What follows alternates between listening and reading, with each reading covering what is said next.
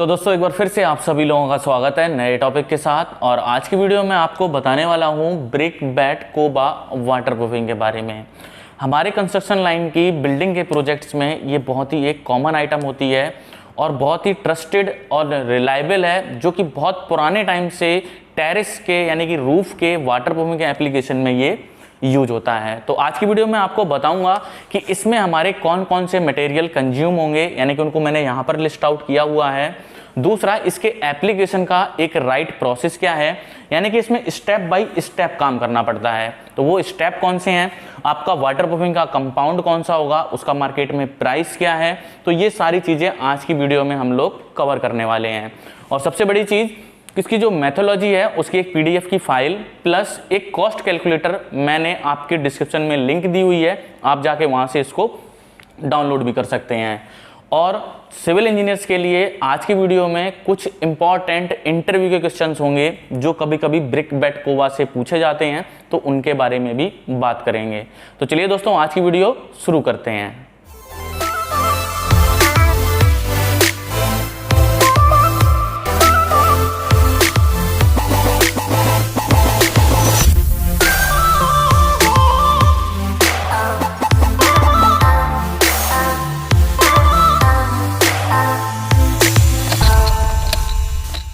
तो चलिए दोस्तों सबसे पहले बात करेंगे कि अगर ब्रिक बैट कोबा हमें कराना है तो इसके लिए मटेरियल की रिक्वायरमेंट कितनी होगी और उसको कैसे ड्राइव आउट किया जाए। तो उसके लिए जो कोफिशिएंट हैं वो मैंने पहले से ही यहाँ पर लिख दिए हैं और उनकी कैलकुलेशन कर दी है। यहाँ पर ध्यान रखना है कि कोबा की जो मिनिमम थिकनेस है वो आपकी 120 mm से लेके 150 mm तक होती है, क्योंकि अगर आप थिकनेस ज़्यादा करोगे तो स्लैब के ऊपर डेड लोड बढ़ जाएगा। तो प्रेफरेबल जो थिकनेस है वो 120 mm की है और ये जो कोफिशिएंट हैं ये 120 mm के अकॉर्डिंग ही लिए हैं। और इसमें जो मटेरियल हम लोग कैलकुलेट करेंगे वो 1000 स्क्वायर फीट की रूफ के लिए करेंगे। अगर आपका जो एरिया है वो कम ज़्यादा है 1000 स्क्वायर फीट से, तो उसी के अकॉर्डिंग आप इन कोफिशिएंट्स में कैलकुलेशन करके ये मटेरियल की रिक्वायरमेंट निकाल सकते हैं। तो एग्जाम्पल के लिए हम मान लेते हैं कि 1000 स्क्वायर फीट की अगर मेरी स्लैब है तो उसके लिए सीमेंट की रिक्वायरमेंट कितनी होगी। तो ये यहाँ पर ये जो कोफिशिएंट है ये बैग का है, मैंने मल्टीप्लाई बाय 1000 किया तो 73 बैग की क्वांटिटी हमारी निकल के आ रही है। और प्राइस आपका जो भी हो सीमेंट का, आपकी लोकेलिटी में, आपकी सिटी में, आपकी मार्केट में, उस प्राइस से आप डायरेक्ट कैलकुलेशन करके मटेरियल का प्राइस ले सकते हो। अब अगला पॉइंट आता है हमारा ब्रिक बैट्स का। ब्रिक बैट्स के केसेस में क्या होता है कि जो हमारी साइट पर जो ब्रिक की जो वेस्टेज होती है तो या तो हम उसी को ही कंसीडर कर लेते हैं, और नहीं तो एक जो थर्ड क्लास की जो ब्रिक होती है, यानी कि जो आसानी से टूट जाए और उसको हम लोग क्या करें, फिल कर दें, क्योंकि हमें उसके ऊपर कोई लोड वगैरह नहीं देना है, उसको just as a filler use करना है। तो थर्ड क्लास की ब्रिक को भी आप इसमें यूज कर सकते हो। तो इसका कोफिशिएंट है पर स्क्वायर फीट का 4.25 नंबर, यानी कि 4250 ब्रिक की रिक्वायरमेंट पड़ेगी अगर आप मार्केट से प्रिक्योर करते हो। इसके बाद में आपको चाहिए होती है सैंड। सैंड का कोफिशिएंट आता है 0.26, यानी कि 260 क्यूबिक फीट सैंड आपको रिक्वायर्ड होगी। और आपके एरिया में जो भी रेट हो आप मल्टीप्लाई करके सैंड का भी प्राइस ले सकते हो। अब बात आती है वाटरप्रूफिंग कंपाउंड की, कि इसमें कौन सा वाटरप्रूफिंग कंपाउंड यूज किया जाए। देखिए वाटरप्रूफिंग कंपाउंड की जो कॉस्ट होती है वो उसके इलोंगेशन पे डिपेंड करती है। और ज़्यादातर जो घरों के लिए जो आपके ज़्यादा लंबे लंबे स्पैन नहीं होते हैं, यानी कि उनमें इतना ज़्यादा थर्मल एक्सपेंशन या कॉन्ट्रैक्शन नहीं होता है, तो उन केसेस के लिए आपका जो डॉक्टर फिक्सिट का पिडिक्रीट 301 URP, यानी कि आप इमेज में भी देख सकते हैं, तो इसको आप ले सकते हैं। इसका जो प्राइस है मार्केट में अप्रोक्सीमेट 250 रुपये पर लीटर के आसपास है। और इसकी कंजम्पशन आपकी सीमेंट के बैग पे कैलकुलेट होती है, वो होता है आपका 200 ml पर बैग। तो 1000 स्क्वायर फीट के केस में इसकी रिक्वायरमेंट होगी हमारी 15 लीटर के आसपास, और इसका प्राइस मैंने आपको यहाँ पर बता दिया है। इसके बाद में जब हम लोग टॉप लेयर डालते हैं लास्ट में, यानी कि मैं आइटम के लिए बता रहा हूँ, वहाँ डलता है हमारा फाइबर ग्लास टिश्यू रेनफोर्समेंट। ये एक कपड़े के टाइप का होता है और इसकी रिकमेंडेशन होती है 80 to 120 GSM। यानी कि इसकी थिकनेस ज़्यादा नहीं लेनी है। अगर आप ज़्यादा जीएसएम में जाओगे तो उस केस में क्या होगा कि जब आप उस लेयर को बिछाओगे तो थिकनेस ज़्यादा होने की वजह से वाटरप्रूफिंग कंपाउंड प्लस सीमेंट की जो कवरेज है वो उसकी जो थिकनेस है वो इंक्रीज हो जाएगी, तो ये वाली क्वांटिटी आपकी इंक्रीज करेगी। तो कोशिश करें 80 से लेके 120 जीएसएम के ऊपर ना जाएं। और इसके लिए जो आपका कोफिशिएंट है 1.2 स्क्वायर फीट, ये आपका आएगा 1200। अब 1200 क्यों आ रहा है यहाँ पर मैं बता देता हूँ। जो आपकी पैरापेट होती है और ये स्लैब होती है, तो इस स्लैब का जो एरिया था ये हमारा कितना था, 1000 स्क्वायर फीट था। और इस वाली वॉल के जो हाइट के ऊपर एटलीस्ट 1 फीट यानी कि 300 mm तक आपको एप्लीकेशन करना पड़ेगा। तो वो एरिया पेरीफेरी सारा इंक्रीज करके उसको मैंने इसमें कंसीडर किया हुआ है। इसके बाद में मेसन की रिक्वायरमेंट कितनी होगी, तो आपको जो कोफिशिएंट है वो 0.012 यानी कि 12 मेसन चाहिए होंगे 1000 स्क्वायर फीट के लिए और 40 लेबर चाहिए होगी। तो इतना जब सब चीज़ें आप अरेंज करोगे तब जाके आपका 1000 स्क्वायर फीट का जो ब्रिक बेड कोबा है वो हो पाएगा। तो दोस्तों जैसे कि कैलकुलेशन मैंने आपको भी बताई, वही सारी कैलकुलेशन को मैंने यहाँ ब्रिक बेड कोबा कॉस्ट कैलकुलेटर में अप्लाई किया हुआ है। यहाँ पर आप देख सकते हैं कि जो भी सारे मटेरियल्स मैंने अभी आपको बताए हैं वो मैंने यहाँ पर दिखाए हुए हैं, और आपको जस्ट फिल करना है। आपके जो मार्केट के रेट्स हैं वो आपको इस ब्लैक वाली रो में फिल करने हैं, और आपका जो भी एरिया बनता है वो आपको यहाँ पर डालना है। यानी कि अभी हमने कैलकुलेशन करी थी 1000 स्क्वायर फीट के लिए, और पर स्क्वायर फीट कॉस्ट यहाँ पर ये कैलकुलेट करके बता रहा है। तो यानी कि यहाँ पर देख सकते हैं कि जो भी कॉस्टिंग है, यानी कि कितनी मटेरियल की रिक्वायरमेंट है, कैसे कैसे है, वो सारी चीज़ें यहाँ पर आपको बता रहा है। तो मैं एग्जांपल के लिए बता देता हूँ। सपोज अगर ये एरिया मुझे एक 700 स्क्वायर फीट स्लैब के लिए कैलकुलेट करना होता, तो ये वाली जो भी फिगर्स हैं ये सारी चेंज हो जाएंगी जैसे ही मैं एंटर करूँगा। तो जैसे कि आप देख सकते हैं मैंने ये 700 स्क्वायर फीट के लिए एंटर किया, तो ये सारी फिगर्स आपकी ऑटोमेटिकली चेंज हो गई हैं, और पर स्क्वायर फीट की कॉस्ट और टोटल कॉस्ट ये आपको बता रहा है। यानी कि मटेरियल की कॉस्ट कितनी रहेगी, लेबर की कॉस्ट कितनी रहेगी, और सबसे मेन पॉइंट, ये काम आप किसी कॉन्ट्रैक्टर के थ्रू करा रहे हैं या खुद लेबर हायर करके कर रहे हैं। अगर कॉन्ट्रैक्टर के थ्रू नहीं कराना है, यहाँ पर आप इसको जीरो भी कर सकते हैं।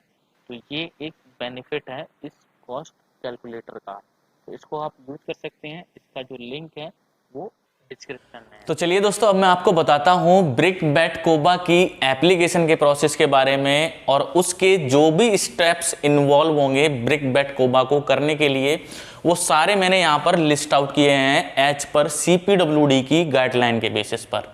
बहुत ध्यान से समझेंगे, क्योंकि कभी भी अगर कोई वाटरप्रूफिंग फेल होती है या उसमें कुछ प्रॉब्लम्स आती हैं, तो वो प्रॉब्लम क्रिएट होती हैं सीक्वेंस को फॉलो ना करना, या फिर आपकी जो भी मैन पावर वाटरप्रूफिंग कर रही है तो उसने कौन सा मटेरियल है, सीमेंट की स्लरी है, प्लास्टर का कोट है, तो उनको कैसे मिक्स करना है, कितने टाइम में कंज्यूम करना है, तो ये सारी चीज़ें मैटर करती हैं। तो उन्हीं सारे टेक्निकल पॉइंट्स के कंसिडरेशन में मैं ये सारे स्टेप्स आपको बताऊंगा। तो सबसे पहला स्टेप होता है आपका, आपकी जो भी रूफ है यानी कि जो मदर स्लैब है जिसके ऊपर वाटरप्रूफिंग करनी है, वो टोटली नीट एंड क्लीन होनी चाहिए। इसका कहने का सेंस है कि आपके जो भी लूज पार्टिकल्स हैं स्लैब के, उन सबको रिमूव कर देना है। किसी लोहे के वायर मैश के हार्ड ब्रश के थ्रू उसकी स्क्रैपिंग करनी है। स्क्रैपिंग करने के बाद में आपको उसको पानी से धो देना है।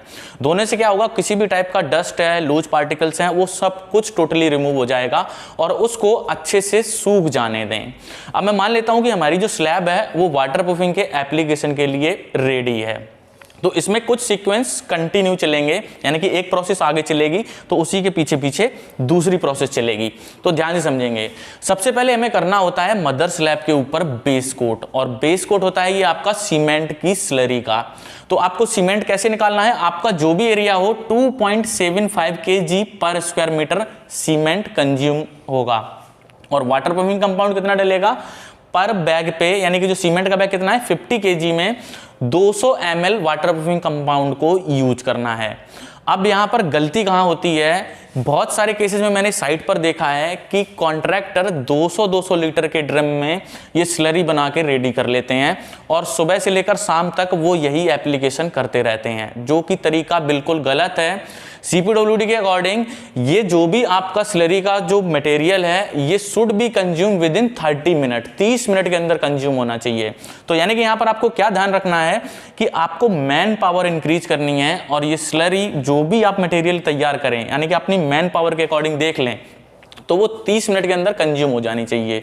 क्यों हो जानी चाहिए? क्योंकि सीमेंट का जो इनिशियल सेटिंग टाइम होता है वो आपका 30 मिनट होता है, ये चीज जरूर ध्यान रखें। अब इसके बाद में आपको क्या करना है, उसका बेस कोट प्लास्टर करना है, या आप ऐसे कह सकते हैं आपने जो स्लरी का कोट किया है उसको एक टाइप से प्रोटेक्शन देनी है।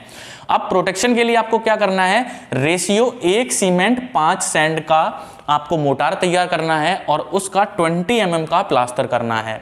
अब प्लास्टर करते टाइम ये चीज ध्यान रखनी है कि ये वाली जो स्लरी आपने जो का कोट किया था तो ये आपका ग्रीन एप्लीकेशन होना चाहिए, यानी कि ये एप्लीकेशन वेट हो उसी के साथ साथ ही, यानी कि आपका जो बेस कोट स्लरी आपकी आगे चल रही है और इधर पीछे से आपका क्या होता है, ये प्लास्टर चल रहा है। ठीक, अब यहां पर एक पॉइंट क्रिएट होगा। अब बहुत सारे केस में क्या होता है कि इसके बाद का जो अगला प्रोसेस है वो हमारा लेइंग ऑफ ब्रिक बैट, यानी कि आपको क्या करना है, जो आपके ब्रिक के बैट्स हैं उनको लेइंग करनी है और उनके बीच में गैप कितना होना चाहिए, 15 से 25 mm का। यानी कि ये जो स्क्रीन पर आप जो गैप्स देख रहे हैं ब्रिक्स के बीच में, तो इस गैप को मेंटेन करना होता है। और सबसे मेन चीज, जो भी ब्रिक बैट आप यूज करोगे वो पानी में सोक किए होने चाहिए अप टू 6 आवर तक, क्योंकि अगर आप ड्राई ब्रिक बैट यूज करोगे तो जब आपको ब्लेंडेड सीमेंट पोर करना होता है कोबा के लिए तो इसका जो पानी है वो ईंट सोख लेगी और उसकी स्ट्रेंथ जो है वो कम हो जाएगी। तो इस चीज का जरूर ध्यान रखना है कि किसी भी टाइप का ड्राई ब्रिक यूज नहीं करना है। और जब आप इस तरीके से ईंटों को बिछा देंगे फिर उसमें आपको ब्लेंड सीमेंट का जो मोटार है जिसका रेशियो रहेगा 1 सीमेंट 5 सैंड, उनको गैप्स में फिल कर देना है। अब यहां पर एक बात आती है CPWD के केस में, जो कि सिविल इंजीनियर्स के लिए है। ये वाला जो प्रोसेस है पूरा CPWD के अकॉर्डिंग एक 1 गो में होना चाहिए, यानी कि एक पूरी प्रोसेस में होना चाहिए। बट यहाँ पर गैप कहाँ पर आता है कि जो कॉन्ट्रैक्टर्स होते हैं वो बेस कोट प्लस ये जो बेस कोट प्लास्टर है वो एक दिन करते हैं, इसके बाद में जो ईंटें बिछाने का काम होता है वो नेक्स्ट डे या सब्सिक्वेंट डे करते हैं। तो वहां पर रिकमेंडेशन क्या है CPWD की कि जब भी आप ये ईंटें इसके ऊपर बिछाओगे तो यही सेम कोट आपको फिर से बिछाना है, यानी कि ये ईंटें जो हैं वो ग्रीन कोट के ऊपर बिछानी है। तो ये एक रिकमेंडेशन है और ये आपकी नॉलेज के लिए है। जब आपका ये जो ब्लेंड सीमेंट था वो आपने प्रॉपर कवर कर दिया और उसको करने के बाद में उसकी आपको करनी होती है क्यूरिंग। कब, कितने दिनों के लिए, कम से कम 2 दिन के लिए। और 2 दिन की क्यूरिंग करने के बाद में आपका आ जाता है अगला प्रोसेस। अगला प्रोसेस क्या रहेगा हमारा कि जो फाइनल जो आपकी जो फिनिश है अब वो आपकी यहां से तैयार होगी। उसमें आपको क्या करना होगा, फिर से आपको क्या करना होगा, उसी कोबा के ऊपर सेकंड कोट करना है स्लरी का। कंजम्पशन आपका सेम यही रहेगा और फिर से वही चीज प्रोसेस होगी। जब तक ये स्लरी का कोट ग्रीन है तो उसके बाद में आपको उसके ऊपर बिछा देनी है फाइबर ग्लास टिश्यू रेनफोर्समेंट, यानी कि जो क्लॉथ है उसको इसी स्लरी के ऊपर ओवरऑल एरिया में बिछा देना है, इंक्लूडिंग कहां तक, ये जो पैरापिट की जो वॉल है ये हाइट, ये पूरे में एप्लीकेशन इस वॉल की हाइट तक चलेगा। अब आपको इसके बाद में क्या करना होगा, जब आप ये फाइबर ग्लास टिश्यू रेनफोर्समेंट बिछा देंगे तो उसी के साथ सीक्वेंस वाइज सीक्वेंस में तो उसके ऊपर प्रोटेक्टिव कोट प्लास्टर मारना है, जो कि आपका फाइनल प्लास्टर होगा। कितने का, 20 mm थिकनेस का, और इसका रेशियो रहेगा 1:4, ये ध्यान रखनी है। अब यहाँ पर जो भी हमारे अभी थे मोटार, जैसे ये हमारा 1:5 था, यहाँ पर फिलिंग हमारी 1:5 की थी, तो जो फाइनल कोट था वो हमारा रेशियो यहाँ पर 1:4 का है। इसके बाद में आपका कोबा रेडी हो चुका है। इसके आपका क्या करना है, बहुत ही एक हल्के से, यानी कि वीकेंड 1:8 या फिर 1:10 का सीमेंट मोटार बना के आपको वहां पर क्यारियां बनानी है। क्यारियों के अंदर क्या करना है, पॉन्डिंग करनी है, यानी कि आपको पानी भर के छोड़ देना है। उससे क्या होगी, एक तो आपकी क्यूरिंग हो जाएगी और दूसरा टेस्टिंग भी हो जाएगी। और ये प्रोसेस होता है आपका 2 वीक यानी कि 14 डेज का।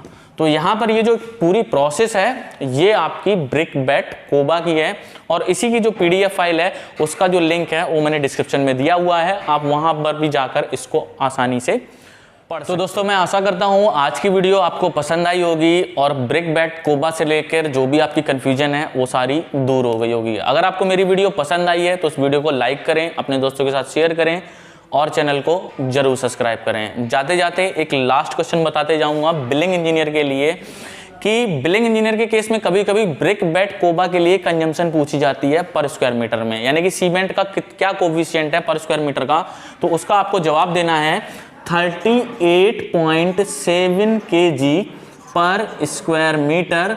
और इसमें ये जो एडिशनल कोड था ना हमारा ये वाला, ये इसमें इंक्लूड है, यानी कि CPWD अलाउ करता है इस कोड को भी। ठीक है दोस्तों, तो फिर मिलेंगे नई वीडियो के साथ।